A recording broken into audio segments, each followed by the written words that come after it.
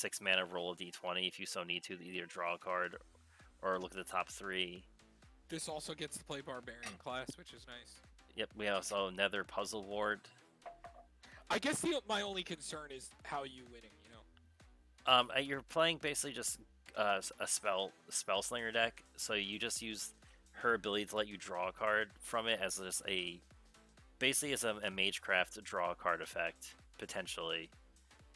And at worst, like, she gets like what, Menace or Flying. I guess you would never really use that effect. You're probably just mostly using it for the draw. Like, sure, it's not amazing. And then, but I think, ooh, actually that's kind of cool. You could Spark Doubler and you get 2 of them. And then you play stuff like the Locust God. No, because that's a coin flip thing. So yeah, the rest of the deck just kind of looks like generic Is It stuff. With just like the roll stuff. Okay, so here's the Boo. Oh yeah, so he's the dude that when he enters, he makes Boo, the one red hamster creature token with trample and haste. X, at the end of the turn, target creature you control have base power. It's the end of your turn, target creature you control has base power and toughness XX and becomes a giant in addition to his other types, activating only as sorcery. So he's a he's a mana sink to make something bigger. I think he's really good. So say if you put like 5 mana or something, it becomes a 5/5 and becomes a giant in addition to its other types. But it is only a sorcery. People are already making Bootron. Bootron. Yeah, like, you know, just sorting up the Boo. It's not bad. I don't know if it gets. Does it get here though? Thing is, I think it's a lot of setup. It's a lot of mana just to bump something. And it's only a one time until the end of the turn, as compared to just like lasting. And if you're worrying about like equipping a 1/1 creature with trample and haste, you might as well just put like, was it the 1/1 badger with trample? Surly badger? No, I forgot what it was called. Anyway, Nidar, the Selfless Paladin, he's just a venture dude. But other creatures you control get +1/+1 as long as you completed a dungeon. I think that this just lands around here. Yeah, because it's whenever you're playing white. Yeah. That's the problem. So Nilbor? Yeah, Nilor. So whenever he enters the battlefield, for each opponent, tap up to 1 target, untap creature you control. When you do gain control of a target creature that player controls with power less than or equal to the tap creature's power for as long as you control Nilor. Whenever you attack with a creature an opponent controls, you gain 2 life and that player loses 2 life. He's a very weird conditioned take control of something, and it's only when he enters, so you get to control maybe 3 creatures from each of your opponents if you have stuff strong enough to take them, for as long as he stays in play, which means you are now getting targeted by 3 people to get their stuff back. You only gain 2 life and they lose 2 life for each attack. So he's again just kind of like this one-time effect that just is Yeah, I agree. This is easy. Now, this old Gnawbone. This just goes up here. Yeah, 100%, I agree. So yeah, he is a 7 mana Dargon Boy, 7/7, much better stats than the other one. Whenever he has flying, and then whenever a creature you control deals combat damage to a player, create that many treasure tokens. So doubling season, anybody? Yo, I can almost see him really weirdly being like a storm deck. A storm deck, like Elf Storm, like almost like Elf Storm, because I think you could just your elves get swinging huge, because elves can get really big really quick and go wide really big, and now you get a treasure for every damage that you dealt. Yeah, this card's kind of ridiculous. And it's a lot better than the Gruul Dragon just because, you know, it can abuse treasures. Like, Allison's putting this in Atrix and Ev, where, like, it just doubles making treasures, so kind of ridiculous. And we have alone. Go ahead. And we just have so many things that, like, make tokens with it, too. Or, like, when you play a creature, draw a card. How many of those do we have in green now? Or, like, draw 1 million cards from, you know... I feel like it's too easy to win with Aetherflux in mono green. Well, that's like, why it's hard to tutor. Hard to tutor. We should play Aetherflux. It's not hard when you just draw your whole deck with, like, drawing cards equal to the power you have. You can play Inventor's Fair if your commander makes treasures. Oh, that's right, you can, can't you? That's stupid. Yeah, that's about it, though. Yeah, he's a dummy dumbo. Also, I got to see him get used for the first time in a game. And we also get to run Academy Manufacturer, which is the guy that makes the extra ones. Okay. Oh yeah. Oh yeah, that makes the investing. Oh my god, that's so good. Yeah. It makes food and makes invest. Oh my god, that's so good. So we can even keep drawing with all of our green mana that we have. Anyway, Oh my god, that's so fucking stupid. So who's next? Oh, And it is a creature, so it's easy to tutor in green. Okay, so Orcas. Orcas is there. Fiddlebender's next. I actually like Fiddlebender. So flying trample when he enters the battlefield, choose one. Each other creature gets -X next X. In the turn, you lose X life. Return up to X target creature cards with a total mana value of X or less from your graveyard to the battlefield. They gain haste until the end of the turn.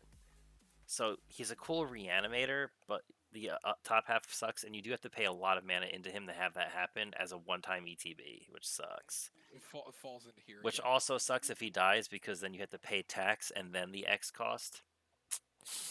Not feeling great. Yeah, so Fiddlebender, though. This card's amazing, but I don't know as, like, a deck. Like, I don't know how you make Fiddlebender work. He's the birthing pod, white creature. Wait, why don't I see him in my list here? Oswald, Fiddlebender. Oh, there he is. Sacrifice an artifact such life for an artifact card with mana value plus Great card. to the card. Thing is, yeah, you're still in white though. Like, how do you win with this card is the problem. There probably is ways, and we're not thinking about it, but it's probably requiring a lot of work. And then you have to sack cards in white and not have red to return things easily. I mean, you do get to play Teshar in the list. That's what I mean, but then you're a white deck. How are you seeing Teshar? I think you're just making mono white eggs, honestly. Which is not good. Yeah. So I think he's C or D. I still think he has a better potential. Like, I think C is semi-playable. D is just, like, kind of bad. Yeah, like, you could do it. It's not optimal, but you could do it. I think he's better than them. Okay. So, it's the Prosper Tomebound. I actually kind of like this dude a little bit. Yeah, so, he's Death Touch. At the beginning of your end step, exile the top card of your library. Until the end of your next turn, you may play that card. And whenever you play a card from exile, create a treasure token. So, I kind of like that. So, I do like it. So, even if you hit lands, that's your land for turn if you so want to. And you get a treasure for playing a land. I think the coolest part is your red deck that has the effect that whenever you play a spell from exile, you get a treasure. Yep. So there's a million ways to do that in red. Also, like, I also like that this is just a value commander for red-black, which, like, usually red-black is all about, like, aggro or goading or attacking. He's not, and I actually kind of like when they go out of the realm of what, like, their colors kind of do, which I wish they would do a little bit more for stuff like black-white. Would stop being just like reanimate or life gain. No, I totally agree. Okay, I like him. I think he's B tier. Okay, so what's Cephus of the Hidden Ways? Whenever one or more. This is the one that Kyle made, but then realized that it didn't work how he thought it did. Yeah, so this is the pre-con commander. Whenever one or more creature cards are put into your graveyard from anywhere, venture into the dungeon. This ability only triggers once each turn. And you didn't read that part. Yeah. Whenever you complete a dungeon, return target creature card from your graveyard to the battlefield. So here's the thing about her. Do you know how easily you could win with this card if it wasn't once per turn? Yep. Which they probably did it for balance reasons, just so you didn't, like... It would be up with this, honestly, because it's too easy to win in Orzhov. Don't even care about the blue. Like, it's easy enough to win in black-white with a payoff in the command zone that is letting you have every magic effect ever because the dungeons are broken as shit. So here's my thing with her, is that the deck itself, when I'm looking at it, it just runs a lot of good ETB creatures and expects them to die. She just is like a kind of a really weird reanimator deck, and it's only when you it's better than these though. I think it is because she just keep happening, yeah. Because it's like, imagine it as a very, very, very slow Marin, where you just these just do a thing once. Yeah. She gets to do a thing constantly, and you're in black and white, so returning creatures is easy. So I think it's better than all of these, honestly, and better than that. She wants things to die because you get to venture, then you get venture triggers, Then, if you've completed a venture, a dungeon after all those things died, you get to bring one back. So it's just a really slow reanimator deck. But like, it's still slow. Okay. Yeah, it's still slow. No, I totally agree. So we have the Cestra, Death's Whisper. When she enters the battlefield, target creature blocks this turn to Fable, and then at the beginning of your end step, if a creature died this turn, you may pay 2 life. If you do, draw a card. You know what? She probably would be good in the deck that we just built. Yeah. But it's the beginning of your end step, though. They did that to a lot of the cards in this set. But to be fair, she is an uncommon legendary, so like I get why her effect is just kind of meh. So I would say if it was just her top effect, she'd be B, D, but maybe she's C just because she has more room around to mess with stuff. No, I agree. I think she's better than... Actually, maybe she would be good in our other deck because we have a lot of stuff that dies on our turn with our ETB sack stuff. So you could still, but still, the thing is you still have to pay 2 life, so meh. Yeah, it's not the end of the world. So, do you think she's better than this guy? Yeah. Okay. And do you think this is better than this? Yeah, because you don't have to pay life for. I think she just gets the and having the more colors just in general just gives you more options when they're both trying to do the same thing. Okay. And like I said, the other guy is only as good as the stuff your opponents like mill or get killed. So, Storvald, Frost Giant Jarl. So he has Ward 3 is a 7/7. Other creatures you control have Ward 3, so he gives them some protection. And whenever he enters the battlefield or attacks, choose one or both. Target creature has base power, toughness 770 on the turn. Target creature has base power, toughness 1/1 at the end of the turn. So where I think this shines. This is the deck that's trying to attack without red. So what's trying to do is make the big creature your opponents control a 1/1 and a small creature you control a 7/7. So it's basically trying to almost do what Octavia does, where it makes a creature big. But it also gets to make something small. But he has to attack too. But he's also kind of big. He's a 7/7. But it's still an attack-based strategy, and very rarely are you just like instant. He only changes one person, so at most you're doing 14 damage a turn. So, Yeah, but then you're also doing an attack strategy without red. Yeah. You're missing out on a lot. Well, we do have the one dude that lets you if you attack with a single creature, you get an extra combat. Yeah, old non-bone screen. Maybe I don't know. I still think he probably would fall into C because at least he's repeatable. D is like one-time effects or just bad effects. Yeah, no, I totally agree. That are too dependent on like having the build around them. No, that's obviously S tier. No, he's terrible as a commander. Yeah, no, I don't like him as a commander. So okay. So the Demon Fang, the Null, Pack Tactics. Whenever he attacks, if you attack with creatures with a total power 6 or greater this combat, attack creatures get +1/+0 in the end of the turn, and you get double his power toughness to the end of the turn. No. He's low to the ground. He's a uncommon. I would put him above the white guy, maybe around a Sirak, because at least a Sirak you could kind of at least somewhat just pay 3 mana to venture into a dungeon at most. Tiamat. You could have been great. You know that? You could have been. It's still good, though. It's really easy to win by tutoring dragons, When you enter the battlefield, if you cast it, search your library for 5 dragon cards, not named her. The different names reveal them, put them to your hand. I still think that's kind of ridiculous. Like, imagine getting these, and then the extra combat one, you just win. But she doesn't put them into play. They're in your hand. No, I know, you gotta cast them. And she's 5 colors. Yeah. But she's like the worst at 5-color dragon commander. Like, I would even rather play... Totally. The dragon is better, but... I would even rather play the, what's his face, Niv Mizzet avatar than Tiamat, if I had to pick. Well, Tiamat could definitely combo, though, because you just get the like one of these plus the extra combat dragon, you just win. I guess. So, and then drawing is easy because you're... But we already have so many dragon tutors. Is like a 7-drop dragon tutor from the command zone that great? I wish she just did... It's not terrible. I guess like, I just wish she did more. Yeah, I just think it's really easy to win with Dragon Tutor, so I think it's like the top of B, because it's also a 5-color deck. I don't know if it gets into this. but I think it's the top of B. It's hard to put a 5-color deck below, and it does give you 5 cards, which is kind of good. Because remember how good dragons are. Like, there's some ridiculous dragons. Like, there's the one that double strike, like, and you can easily win, like, on the spot with dragons. What is this one? Is this the... Oh, that's the, so she's actually kind of cool. I don't know how great she'll be, so she is the, whenever you gain life, she gets a +1 counter on her, and then you scry 1. So I think for a life gain deck, she's pretty good. You think she's that bad? Yeah, I just don't think scrying a card for a life gain deck matters that much. Like, I think it's good enough and it's repeatable, so it lands at C. It's definitely not D. But I don't consider it, like, card advantage like these are. No, it's definitely not card advantage, but, Yeah, no. So, I'd probably put her... like, somewhere around here.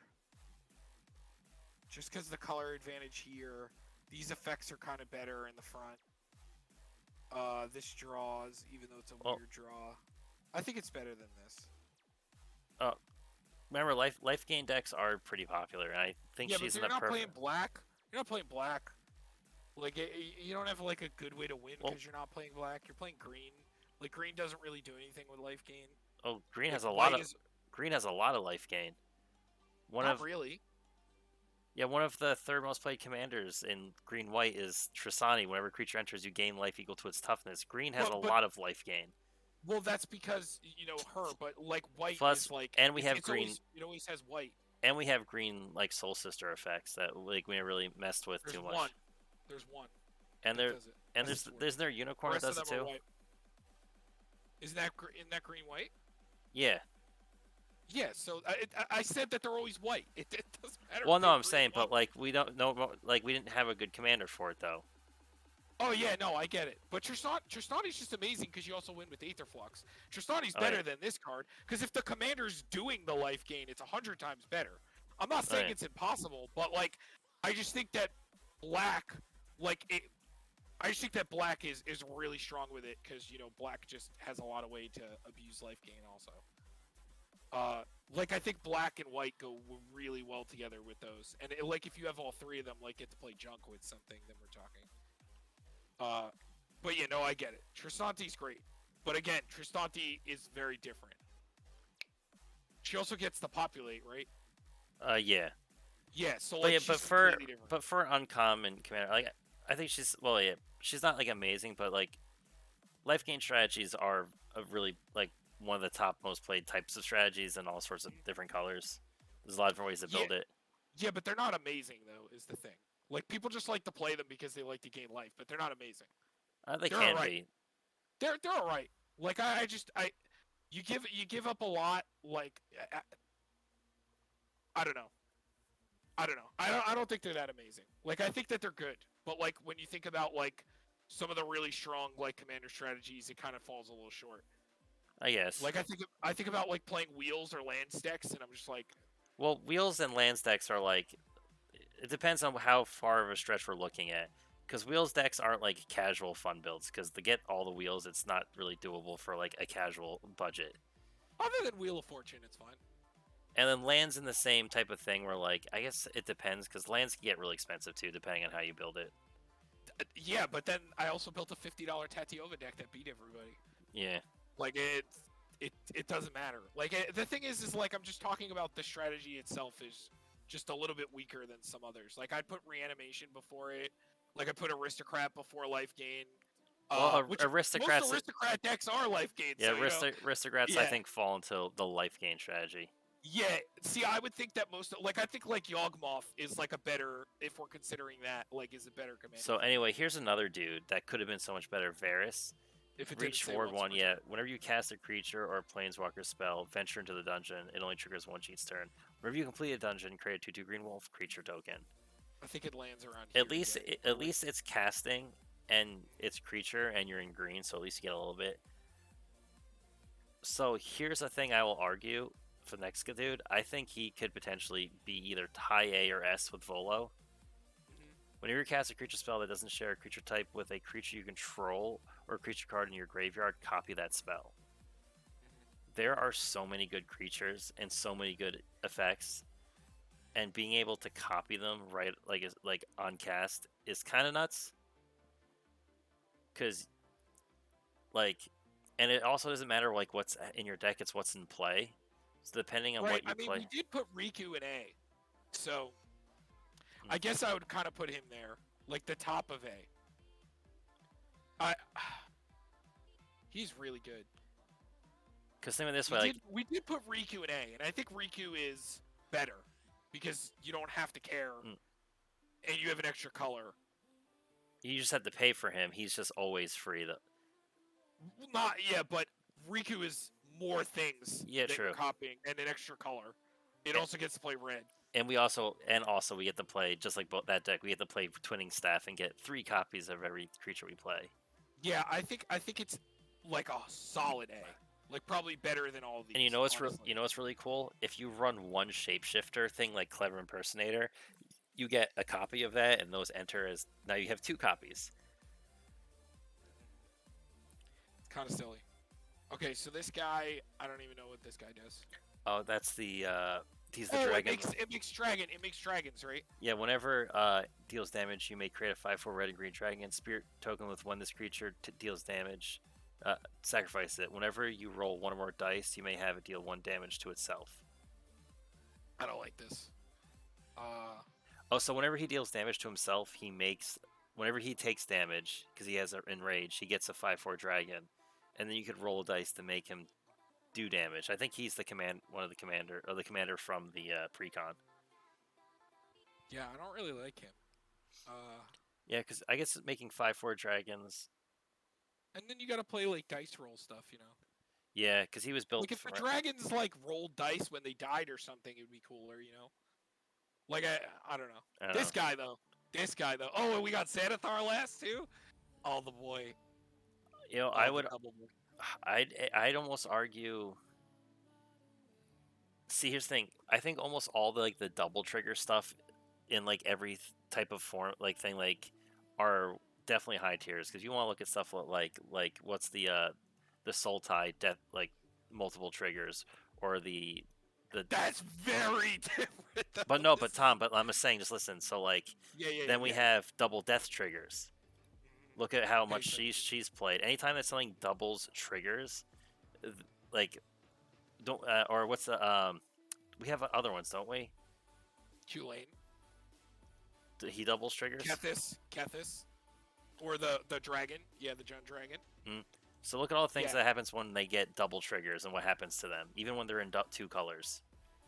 Yeah, it's just this condition is a lot worse is the thing, which is I think what's keeping it out of. You mean attacking and that's the only thing that's keeping it out of S. Like the Sultai commanders, when things enter, like then we have like landfall, like you're drawing a card, or compared to like when things are dying, which you could just all do on your turn and win on the spot like that.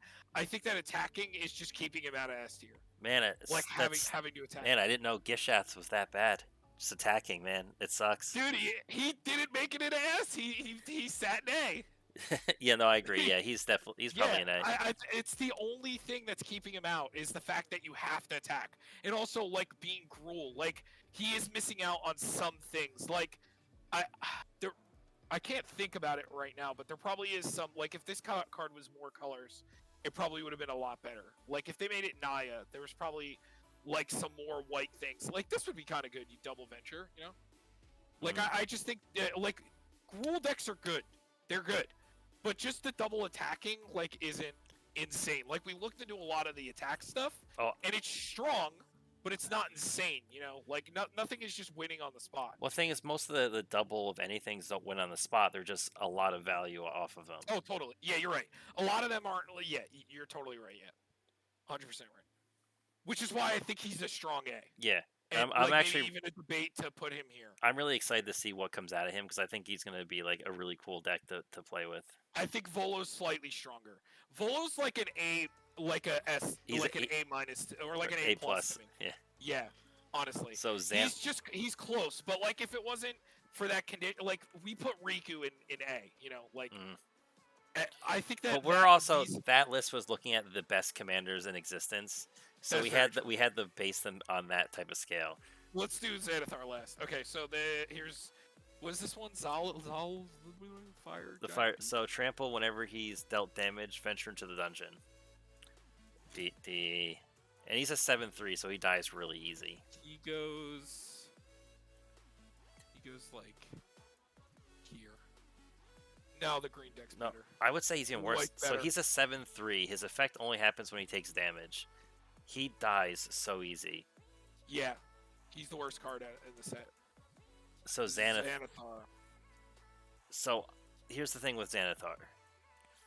He, even if you don't take something from somebody, he stops someone from casting spells during your turn. So is that good enough to get into at the beginning of your upkeep, choose target opponent until the end of the turn. That player can't cast spells. You may look at the top card of their library anytime you play the top of their library, and you may spend mana of something to cast that spell. So I think it's like these hard workaround value decks that, you know, are like people want to make the fun, like steal everything from your opponent deck, you know, without being sent triplets because everybody fucking hates that commander. Yeah.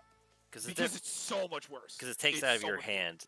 Like my theory is if you're milling me or taking something off the top of my deck was random and I might be losing it, but I may not have drawn it. It could have just as easily been the bottom of my deck. I hate when people get aggravated about that. It happens so much to me when I play Paco Haldan, where people are like, wow, you're taking my cards, you're a piece of shit. And I'm like, you didn't even know what you were going to get, dude. It's not like you vamp tutored and I stole it. Like, you don't know what you're going to get. I'm taking something at random and, like, not stealing it from your card advantage. Just because I stole a card from your deck doesn't mean you're not going to get it back, or, like, doesn't mean you had it. Like, you know, it doesn't matter. Oh my god. I completely forgot about this card, Memory Lapse, where you counter a spell and put it on top of their library. Yeah, put it on top. Yeah, I was playing that in Paco Haldan for a long time. Yeah, there's also, there's a lot of blue things. Like, there's the one that when you ascend, you can bounce a permanent on top of their library. I know a lot of them. There's a lot of fun ways to do it. This is also probably one of those lantern the lantern decks. You know, oh my god, control. Scheming Symmetry in this deck. Yeah, Scheming Symmetry. Yeah. So yeah, it's still like very based on how good your opponent's deck is. So you don't really. And then you can play Telepathy. So like, what the one that you look at everybody's hands. So like on his own, like the deck itself is only like so good. You know what's really funny though? Is you could play Paradox Haze and that Mirror Maid to make a copy of Paradox Haze, so you get 3 upkeeps and target everybody. Oh, you just target everybody. Oh, it's so funny. If you just play Lithoform Engine. Yeah, now nobody gets to play spells. Lithoform Engine, which you would probably play Lithoform Engine in this deck for sure, because that effect is so good. Yeah. The thing is, again, it's still you're having to play your opponent's stuff, and you're only as good as like. Right, that's the problem that I have with him. I think these two are better. This one might even be better than him. Because just the blue Edge of the Battlefield deck has a lot of combos. You can play Thieving and Amalgam in this deck. Because whenever a creature you control but don't own dies, its owner loses 2 life. Yeah. Mind's Dilation. Remember the deck that we were talking about with him? Mm-hmm. Like Volrath? I think Xanathar is the more fun one. Because he's already doing it. We could definitely make Flavor steal all your stuff. Hands down. What's the Shackles, right? Vidalcan Shackles. Yeah, Vidalcan Shackles. I'll play my blue Urborg, you know? That doesn't exist. So, not a lot of great commanders out of this set. Some better than others. Really not. Really not. Like, better cards than commanders, to be completely honest. Which I think is probably maybe a good idea. Because maybe the crossover sets, like, maybe they cross over, like, not from the Magic Universe, shouldn't maybe be better than, like, mainstream story stuff. Like, imagine... Also, it's standard legal. Yeah, so, like, God forbid... You know, like imagine if we do like a crossover with like Warhammer, and then the Warhammer commanders are so much better than any commanders that we've had in our game. Like it would feel kind of weird that like okay, instead of me playing like I don't know, like a black demon deck that like, or instead of playing Yawgmoth, it's like Commander Iron Fist of the Dark Paladins. Right.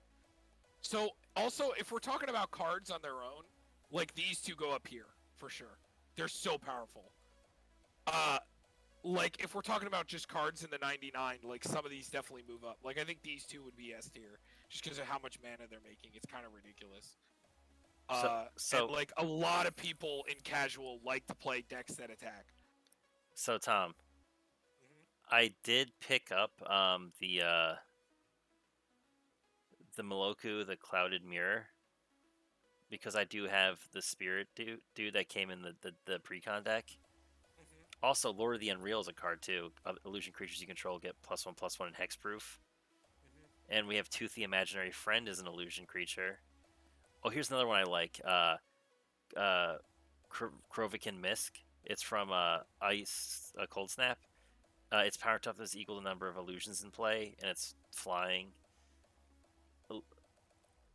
Illusionary Ambusher. It's a cat illusion with flash. Whenever it enters the battlefield, draw that many cards. So you draw your second card for the turn, get an illusion, it would die, and then you get to put something in the play. Like, there's a lot of really cool things. Ooh. You get to run like the Phantasmal Dragon and stuff and whatnot. That's kind of cool. So I think there'd be it's not an illusion though, right? It's a gnome wizard. It's not, but it is. You could play like the Maelstrom thing that makes illusions. Like the Masswood Nexus that you can tap to make tokens that are illusions. Oh yeah, I guess. And then everything becomes illusions. Oh yeah, because then but I think there is also just a lot of illusions, and also Murmuring Mystic seems really good. In blue especially. Oh, this is really cool. Does a Phantasmal Image stay as a? Yep. Yeah, but that's good. Spark Double is an illusion, technically. Yeah, technically. A kind of creature plant. So also the Phantasmal Dragons and stuff. Those are things that become targeted. They die. So that's a cool thing about them. They're huge. So when they get targeted, they sacrifice, which triggers their commander to put something into play. That's cool. I'm actually kind of really like. Oh, you know what's really another really crazy creature? Draining Whelk. It's an illusion counterspell creature. Ixodron's also an illusion. Ixodron. Phantasmal Bear. Jace's Phantasm, man.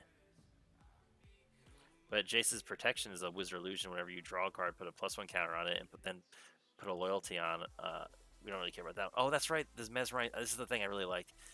So it's that 5 mana 4/5 that when it enters the battlefield, you create 2/0/2 blue illusion creature tokens. When this creature blocks a creature, that creature doesn't untap during its creature's uncontrol step. And it has hexproof as long as you control an illusion. There's just a lot of really cool illusions. No, they definitely like snuck through the cracks with illusions.